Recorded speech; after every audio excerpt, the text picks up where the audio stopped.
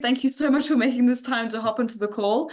Would have loved to done it in person, but honestly, this is where technology is just fantastic because we can now speak from very close to each other, but also just using technology to connect, which I think is absolutely incredible. So thank you for joining me today. Awesome. Thanks for having me, Nicole. Thanks for inviting me and for your patience in getting the right time for both of us, so we're both available. We all have busy lives, guys. She is a complete hustler. She is an entrepreneur, businesswoman, business strategist. Read so many incredible things about you. And honestly, I think that, yeah, you just have so much incredible knowledge to impart to people as well. So thanks for joining me today. So we are going to be merging Dream Exchange and all the beautiful things that you do as well, which I think is really fabulous. So just tell me a little bit about what you do, and also a little bit as to how you got to that point and what motivated you to become more of an entrepreneur and working for yourself and starting on this journey of yours. Okay, awesome. Thanks, Nicole. So it's been over 20 years. I got stuck on 20 as the number a few years ago, and I'm not changing it. I was like, maybe I should make it 30. No, it's 20. It's been 20-ish and more years. And so that I've been working, and I've been in and out of corporate with my own entrepreneurial ventures. And I grew up with a father who was an entrepreneur, and it was just in my system. So I had this view of when you grow up, you are an entrepreneur, which is interesting because my dad's dream was for us all not to be entrepreneurs. He wanted us all to be educated. We're 7 children, 6 brothers and myself, the only girl, and all of us university degrees. So he worked extremely hard with my mom to put us all through university and get degrees so that we could ultimately get good jobs that would take care of us and we wouldn't have to hustle, because he spent his life hustling. And my dream was, I can't wait to get out of this school vibe, and I'm going to have my own business and I'm going to be in charge. That's all I actually ever wanted to do, was to be in charge. And so I went into information systems and accounts, and information systems was I really enjoyed it, and worked as a management consultant for some big global firms. So for Accenture, Standard Bank, corporate and investment banking, and always thought that I could do things better. And that was why I would start my own business. And it would be 2 years working for somebody, 2 years working for myself, 2 years work until I had kids. And then that changed things a bit. And from the year 2009, when I had my first son, that has been, working for myself. It has been much harder, much harder, being a mom and working for yourself. But also extremely rewarding. And we could have a whole talk on that. And a lot of women want to work for themselves because they want to spend more time with their kids, but there is a lot of stress in managing debit orders at month end, which you don't have when you're working for somebody else. But then I do get to watch different games, and I get to be there and to be far more present. And like at the moment, I'm redoing grade 6 as we prepare for exams. And so I'm there on every afternoon working with my second born. And it's a privilege. It is a privilege to be able to do that. So, what were the specific questions do you want me to answer? Because I've gone on a bit of a tangent. Yeah, so ultimately it was what led you to doing that, and what it is that you exactly do now. So I know that you have multiple courses that you're doing. Your sort of passion seems to be helping people, or you've sort of discovered something or uncovered something, created something that ultimately has helped people a lot in the workplace, helped yourself personally, and just because at the end of the day, you're still working with people, and you seem to be really good at that. So just more along the lines of it, specifically your sort of work in terms of the strategist. Okay, awesome. Thanks, Nicole. So I would now trade as Maria Carpenter, and I've founded a few programs, and the flagship program is the Thriving Leader in Business. And in this program, I help executives, entrepreneurs, and employees connect to their higher selves and lead more significant, confident, and joyful lives. And that's all through my own, let's call it, awakening in life. So I had to navigate tragedy in my 30s, and through that navigation, I was exposed to just so much different philosophies that I had come across before the tragedy, but now I was forced to really immerse myself in content, information, and create my own frameworks for life. I won't get into the spiritual side of it, but you can't not get into the spiritual side of it. You have to have faith. And as an entrepreneur, you have to have faith. Whatever that faith looks like for you. Yeah. No, exactly. And so for you, when things got tough, to kind of keep going, because I know a lot of people, we've interviewed a lot of people who are self-employed, who really have an absolute drive what they want to do, but sometimes keeping going and just keeping that same motivation is honestly the most difficult part.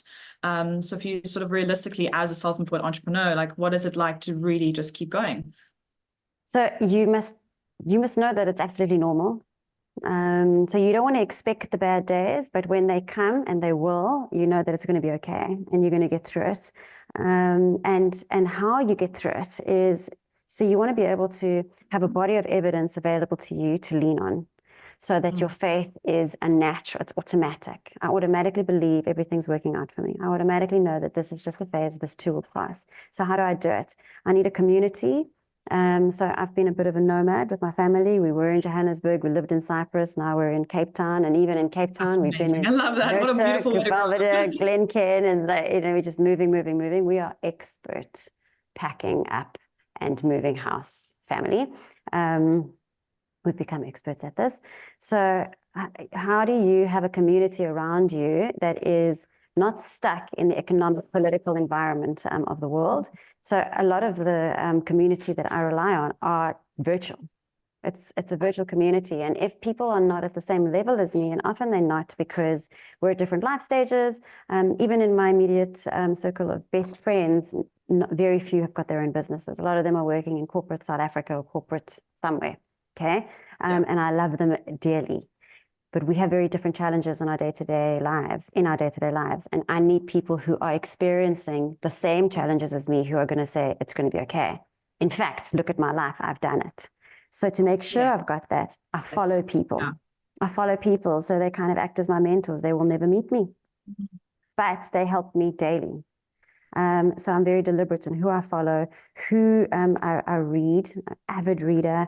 It's more like Audible, but I spend a lot of time with working through Bob Proctor, Abraham Hicks. I love Abraham Hicks, yes. all those channels. So Abraham is actually, Abraham saved me in 2016. Yeah, absolutely. I actually went to Alaska. We did an Alaskan cruise, my husband and I got up on stage and asked a question to Abraham, and it was an absolute highlight. Oh, that's beautiful. Yeah, absolutely incredible. And so I've got these mentors that I draw on their belief in life, on those hard days. And sometimes those hard days can turn into weeks, and I still know it's going to be okay.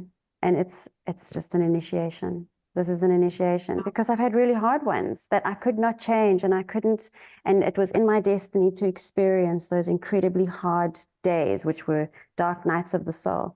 And I've reframed them into, I see the beauty in those too. And yeah, I will cry. And I think crying is beautiful. Crying is a nervous system regulation. It's one of my tools. So is laughing, so is crying, all of it, all just letting release in your body. When I started cold water swimming, I cried. I would cry and cry in the water. And everybody was like, you should probly get out. I was like, I know.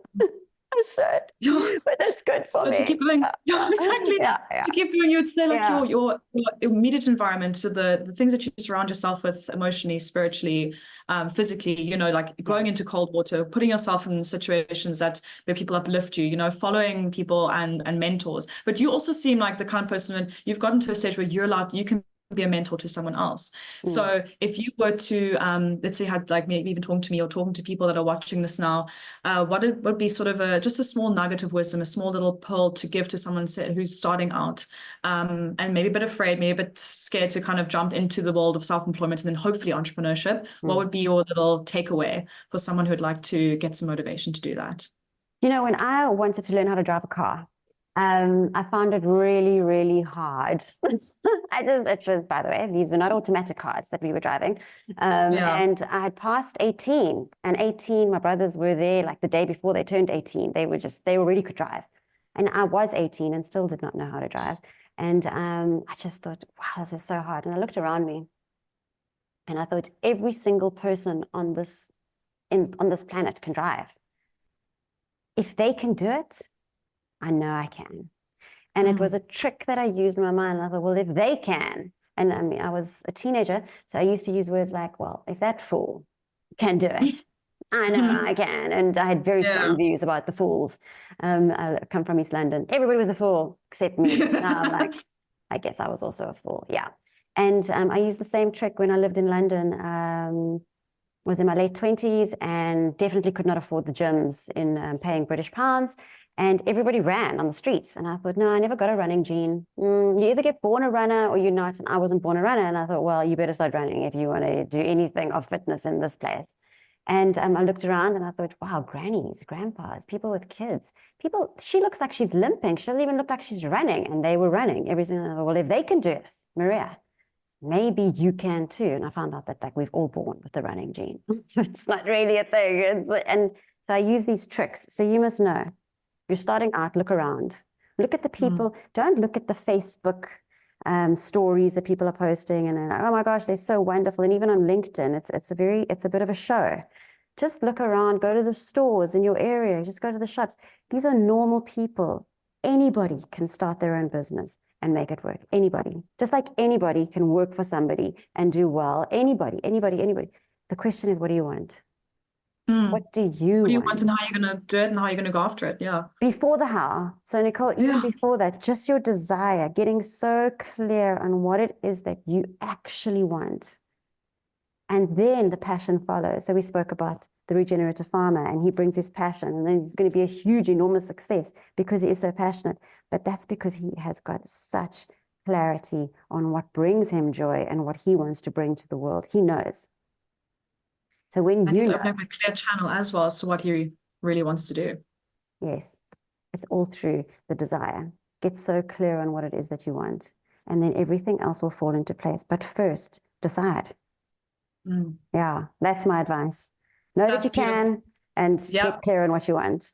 That is incredible. Amazing. Thank you so much. I know you have to dash, so we can Thanks, Nicole. But thank you very much. And just your website, where people can find you. Check out my website, mariacarpenter.com.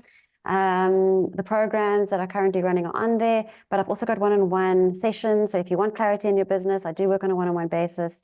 Get in touch, send me an email. It's all on the website and I'd love to help more people in our actual community. Exactly. So I think that's where you and I can connect as well, to just sort of people help people. Thank you so much for your time. It's been really, really incredible. I had an awesome chat to you beforehand as well.